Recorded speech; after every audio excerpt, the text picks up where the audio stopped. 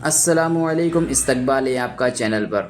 हम अपनी रोज़मर्रा की ज़िंदगी में इस तरह के जुमले बोलते रहते हैं, जैसे 2 साल हो गए हैं, 5 घंटे हो चुके हैं, सदियाँ बीत चुकी है।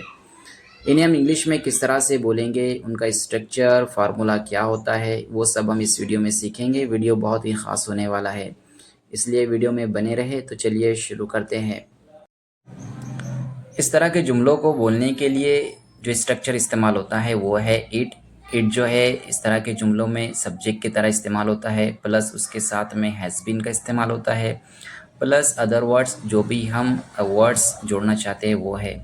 तो चलिए एग्जांपल से हम अच्छी तरह से समझते हैं।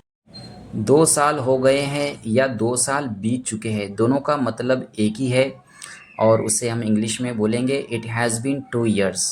It has been 2 years. 5 घंटे हो चुके हैं या 5 घंटे हो गए हैं, दोनों तरह से आप कह सकते हैं और इसे हम इंग्लिश में बोलेंगे it has been 5 years.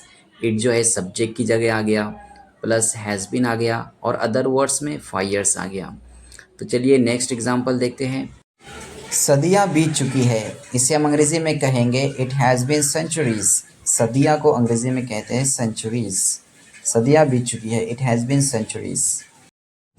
2 minute हो चुके हैं, ये जुमला आप लोगों की प्रैक्टिस के लिए है। इसका आंसर आप मुझे कमेंट बॉक्स में ज़रूर बताएं।